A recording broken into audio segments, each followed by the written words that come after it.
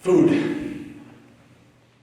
2 times a day, 3 times a day, 10 times a day if you're a big snacker. Nutrients, nourishment, taste, flavor, wellness. Farms. Little family farms, birds chirping.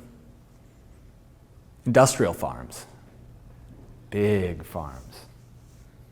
Pesticides. Glyphosate.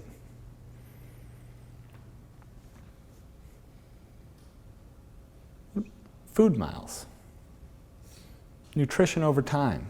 Degradation. Oxidation. Vertical farming. Local food systems. Bringing food into the city. Harvest and eat within hours. Within minutes.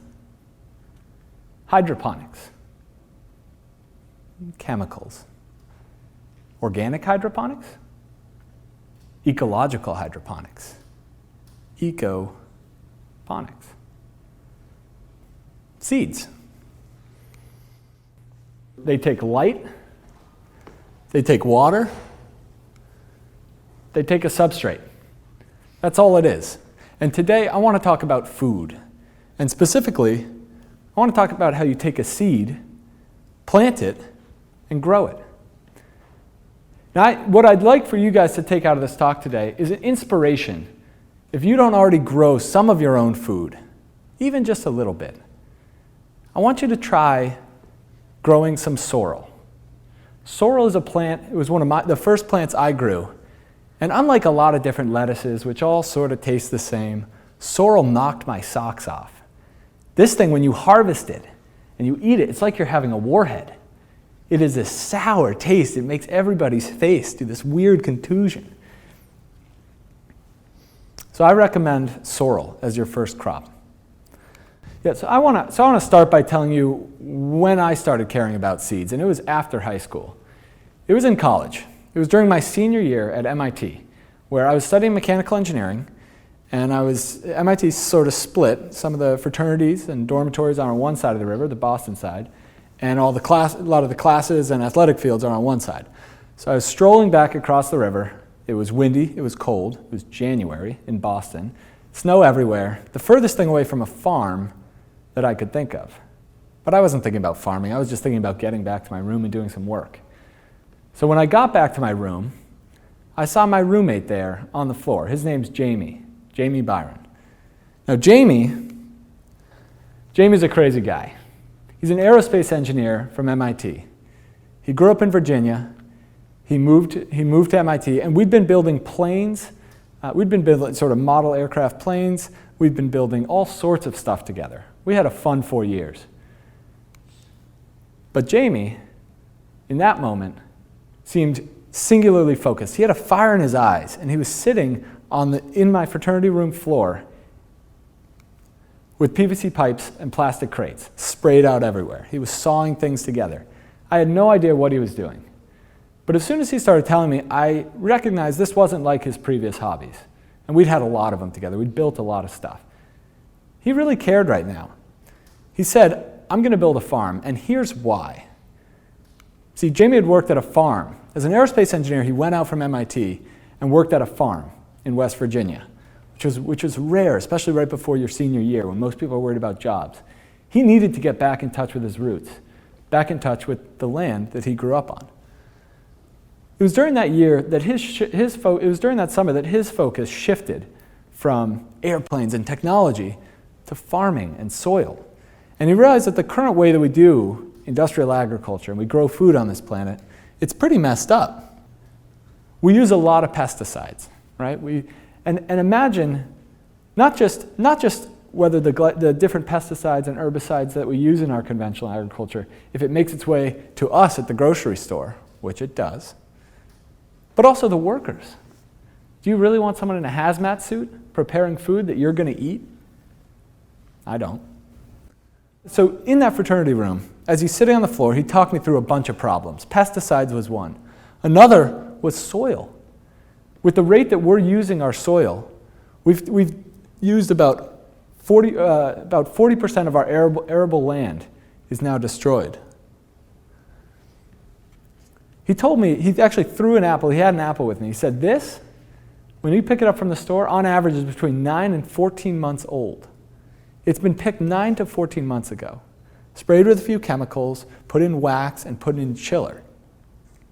9 to 14 months later, when you pick it up at a grocery store, it may look like it was just picked. But inside, the nutrients are gone. Now that happens with apples, but it also happens with lettuce and so many other fresh foods which have to be shipped across the country. It takes 5-6 days, on an average travel around 1,500 miles to get to us. This was crazy, he thought. So Jamie was pretty distraught with this current method where productivity, using steroids pretty much to get the most out of our fields, was valued over sustainability in our farming. And shelf life is valued, and the ability to transport food from continent to continent, from state to state, is valued over nutrition. So Jamie's the kind of guy that takes matters into his own hands. That day he was building a farm in our fraternity, and I told him to stop it, but I didn't want it in our room. I was just focused on getting good grades, graduating, trying to figure out what I was doing next. But he built the farm anyways. Plastic crates, PVC pipes, 2 months later, in the middle of a Boston winter, became a thriving ecosystem where Jamie was growing all of our own fresh food. I mean, we were growing so many different things: pomegranates, ground cherries. We were growing all of our own arugula, lettuce, tomatoes, peppers. I used to wake up by alarm. Now I woke up because the fluorescent lights would pop on at 7 in the morning. It became just part of our ecosystem there. And it wasn't just about the food.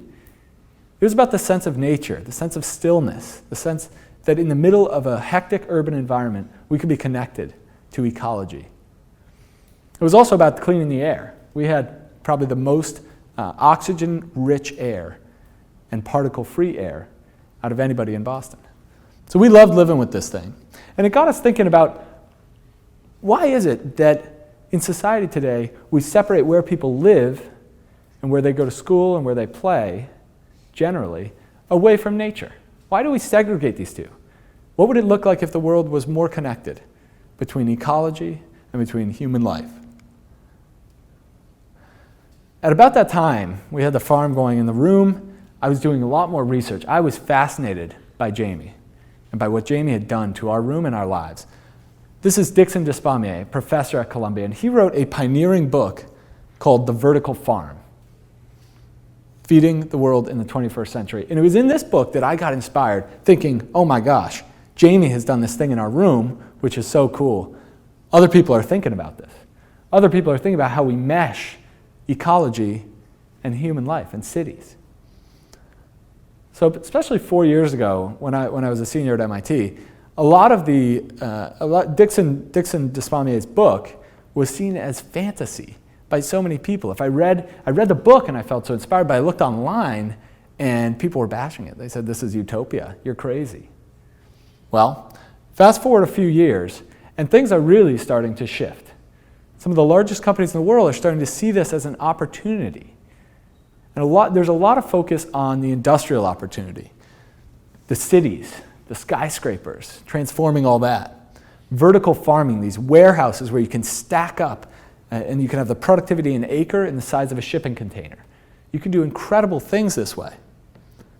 Using fluorescent lights, LED lights now more often than fluorescents. In some methods, you use aquaponics. You use more natural methods where in aquaponics, you're combining fish, bacteria, and plants and growing them sort of in symbiosis with each other to avoid any petrochemically derived synthetic sort of fertilizers, which sometimes are used in traditional hydroponics. Rooftop farming also used to be a fantasy. As a matter of fact, there was a really famous Cornell talk that said if all of New York City's rooftops were converted to farms, it would only feed 2% of New York's population. And there was a ton of stuff online that said 2%, this is a joke, why would you do it then? But 2%, just with the rooftops? That sounded awesome to me. So it's not a silver bullet approach, but take this and stack it up with all these other innovations, and I felt totally inspired. So going back to the dorm room, Jamie and I were thinking, okay, so there's all this activity going on. You've built this really cool system here. We both love farming out of it. How can we contribute? We're growing all these different crops in our room. How do we take part in this? We also were totally inspired by these guys from the University of California, Berkeley, Nikhil and Alex, who'd started a company called Back to the Roots. And we bought one of their mushroom mini farms. We put it up next to Jamie's little home-built ecosystem, and we started growing a ton of mushrooms. And we just kept on growing different things. We were totally inspired by these guys. We were also inspired by a woman named Summer Rayne Oaks. She lives in Brooklyn, New York, and her apartment was so lush with plants and with fresh food that I just had to talk with her. So I called her. I asked her for advice. She gave me a ton. We started to dream. We started to sketch. We started to do design thinking. We started to wonder, what if we could take what we've done, what you've done here, Jamie, and turn it into products and services that could get everybody growing. We formed a company called Grove, and we defined our mission to give people the tools and knowledge to grow food wherever they live. The sketches kept going, and the visions kept coming. I was dreaming about it every night. So was Jamie. We were talking about it, whiteboarding it. We imagined things like a mushroom farm, like an arbor where you can grow your own small apples, like an orchard in your home. Fresh microgreens built right into the tables. Composting appliances and devices to make it easy for people to compost and use their food waste and their organic waste to grow more of their own food. Maybe even devices and appliances that grow insects, which are some of the most sustainable forms of protein in food. What if we could have people brew their own beer, brew their own kombucha? A culture of productivity instead of just consumption. This was the vision we had 4 years ago. We've worked at it, we've chipped away at it for 4 years. We've built hundreds of prototypes of all sorts of different things. And today, this is my house. You can see a lot of similarities. We're not 100% there. We don't have everything that we want yet. And we certainly haven't gotten everything out to the world yet. But we're taking steps to bring life into the home. Now, Jamie, although he built that system, as soon as he moved a little bit out of the city, about 40 minutes outside of Boston, he started to want to use his natural resources. He had more space and more sun, so he sketched this, a food jungle. And he built it. And now he and his girlfriend, Mary, are growing a lot of their own fresh food. All of their fresh food. They're actually selling it to some of the local restaurants in their town, in their backyard greenhouse. So with Grove, we started dreaming. It wasn't just about prototyping and doing fun stuff for our houses. We wanted to get this out to the world in the form of inspiring, but also in the form of products to make it easy. So these were some of our initial sketches. I'd like to show a little video